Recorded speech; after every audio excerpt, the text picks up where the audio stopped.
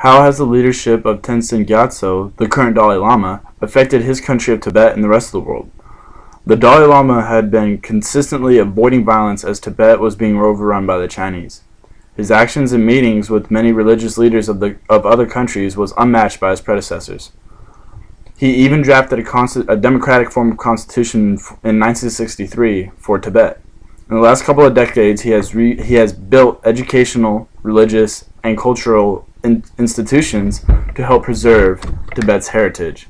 Having not known much about the Dalai Lama before researching for him, I only knew that he was like some sort of president for Buddhism, but I have learned quite a bit from his leadership, how he has succeeded in spreading his name throughout the world, his integrity, and his peacefulness across the globe. He even won a Nobel Prize in 1989. Tenzin Gyatso, or His Holiness as the Buddhist people call him, began leading the people of the Buddhism faith in 1950 when he was only 15 years old. He had many things to work out when he first began. In 1950, His Holiness was called upon to assume full political power as head of state and government when Tibet was threatened by the might of China. In 1954, he went to Peking to talk with Mao Zedong and other Chinese leaders, including Zhou Enlai and Deng Xiaoping. He was hoping to negotiate peace with these Chinese leaders. In 1956, while visiting India to attend the 2500th Buddha Jayanti, he had a series of meetings with the Prime Minister Nehru and Premier Chao about the deteriorating conditions in Tibet. In 1959, he was forced into exile in India after the Chinese military occupation of Tibet. And since 1960, he has resided in Dharamsala, aptly known as Little Lhasa, the seat of the Tibetan government in exile. Unlike his predecessors, His Holiness has met and talked with many Westerners and has visited with the United States, Canada, Western Europe, the UK, the Soviet Union, Mongolia, Greece, Japan, Thailand, Malaysia, Singapore, Indonesia, Nepal, Costa Rica, Mexico, the Vatican, China, and Australia. He has met with religious leaders from all of these countries. His Holiness met with the late Pope John Paul IV at the Vatican in 1973, and with His Holiness Pope leaders and Anglican Church in London. In 1981, His Holiness talked with the Archbishop of Canterbury, Dr. Robert Runcie, and with other leaders of the Anglican Church of London. In London.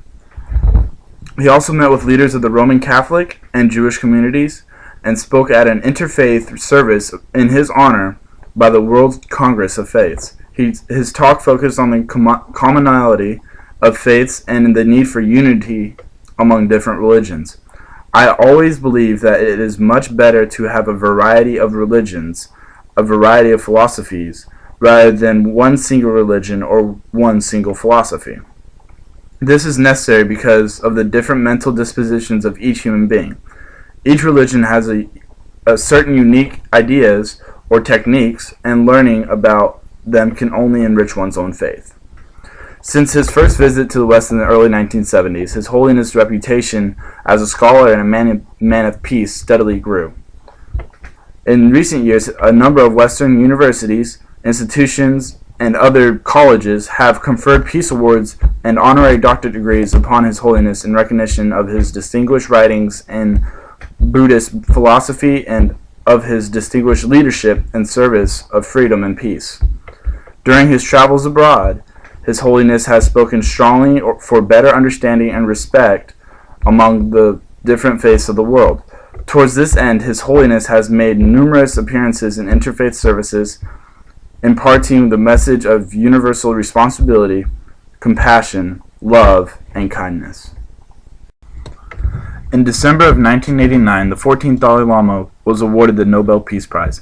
Having been awarded to terrorists and war makers before, the Nobel Peace Prize was no stranger to controversy. Even Hitler, Mussolini, and Stalin are among previous nominees for the prize.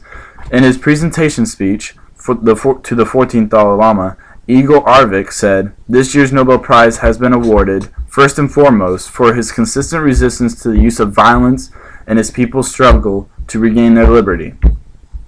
According to the New York Times, the prize was awarded to the Dalai Lama largely because of brutal suppression of democracy movement in China and the international outrage that followed. A source close to the Norwegian Nobel Committee revealed the choice of the Dalai Lama was